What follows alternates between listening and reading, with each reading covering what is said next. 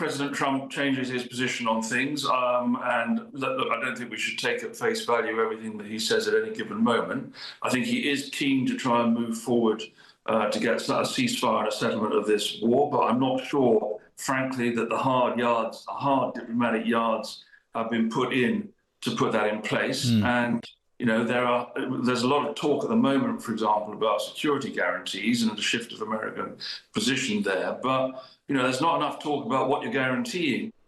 Firstly, while we wait for the arrival of those European leaders at the White House, President Zelensky later, meeting, of course, Donald Trump in the West and the East Wing. For those of you who maybe want to remember what happened at that summit on Friday in Alaska between Putin and Trump, here's a reminder.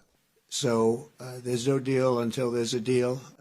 But we had an extremely productive meeting and many points were agreed to.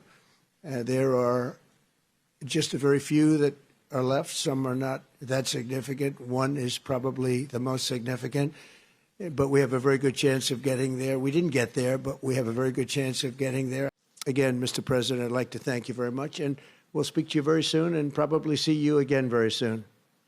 Thank you very much, Vladimir. Next time in Moscow. Well, so Vladimir Putin obviously pleased with the way that summit went in Alaska, and Donald Trump were clearly pleased with Vladimir Putin. Let's get the thoughts of Simon Fraser, who's a former head of the Foreign Office. Welcome back to the programme, Simon. Thank you. Do you feel optimistic? Do you feel fearful about what is coming over these next couple of hours at the White House? I feel neither really optimistic nor particularly fearful. I think this could be an important moment in taking forward the process towards some sort of hopefully ceasefire, but I really don't expect this to happen overnight. And I think we have to sort of remind ourselves that this is what you might call the sort of reality diplomacy that Donald Trump practices is performative in a sense, but there are really complicated issues that have to be worked through here if we're going to make serious progress on this thing. So let's hope it nudges forward. But let's also be realistic about our expectation. Right. I mean, look, we saw last Friday in Alaska the way that President Trump switched, turned on a dime, as the Americans say. He was talking tough about Putin before that. And after it, well, they seem to be pretty much in lockstep. And certainly Putin was pleased about that. Were you surprised? Not really. I mean, President Trump changes his position on things. And look, I don't think we should take at face value everything that he says at any given moment. I think he is keen to try and move forward to get a ceasefire and a settlement of this war. But I'm not sure, frankly, that the hard diplomatic yards have been put in to put that in place. And there's a lot of talk at the moment, for example, about security guarantees and the shift of American position there. But, there's not enough talk about what you're guaranteeing. What is the deal that's going to be done, that's going to be guaranteed and sustained going forward? We need a ceasefire. We need to verify that ceasefire.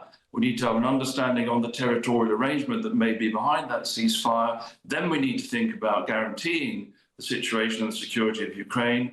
And there's a whole range of other issues like the future political position of Ukraine in Europe, the reconstruction agenda in Ukraine. All of that is going to come in to a serious attempt to putting a sustainable end to this conflict. Right. I mean, look, in the background, we've got the constant talk about Ukraine's friends getting together to try to oversee a ceasefire and into hostilities, if and when that comes. It is clear that those European countries, they can't man a line of control, a line of contact, presently 600 miles long.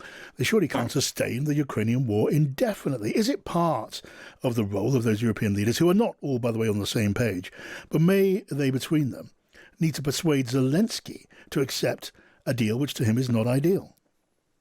Well, I mean, if there's going to be a deal, President Zelensky has to accept it. And if it's a deal, he might need some persuasion. It won't be ideal. The question is whether he's prepared to accept it. I don't think that he is in the position of accepting that he's going to cede territory to Russia.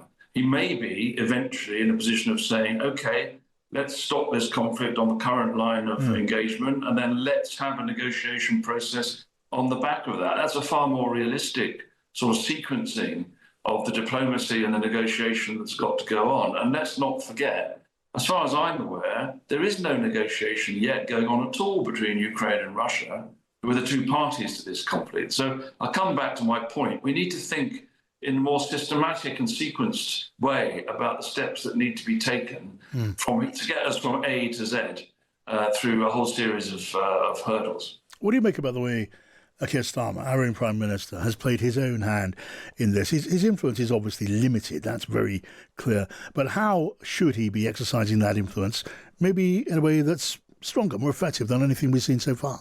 Well, interesting enough, I think that he has been pretty firm with President Trump on Ukraine. He's always differentiated the British position from the American position. And if you remember, after that appalling meeting in the White House between Zelensky and Trump, Starmer moved very fast to differentiate his position and to welcome Zelensky to number 10. So I think we have been clear in aligning ourselves with other European countries in saying, yes, we support ceasefire and end to this war, but not on Russia's terms. It has to take account of the Ukrainian position. Ukraine has to accept it. And we have to support Ukraine and Ukraine's territorial rights and its future security and political rights. And I think, frankly, the British government has taken a good position on this overall. I mean, after the Alaska summit, Keir Starmer was hurling praise at Donald Trump, saying he brought us all closer to peace. Actually, Donald Trump had stepped much closer to Putin.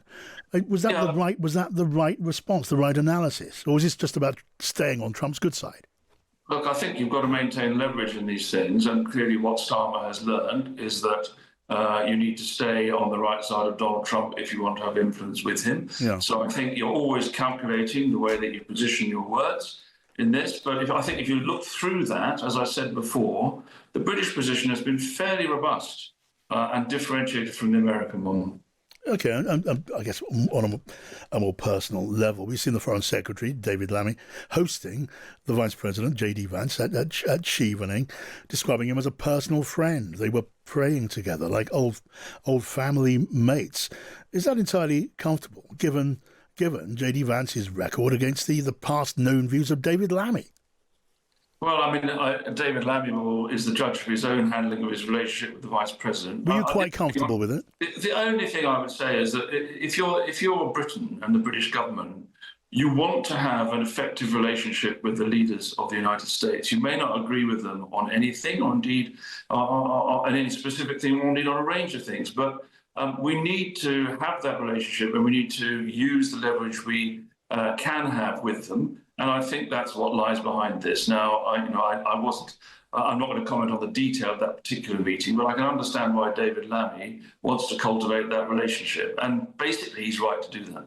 Okay, the thoughts there of a former Foreign Office Mandarin, Sir Simon Fraser. Thank you for joining us on the show.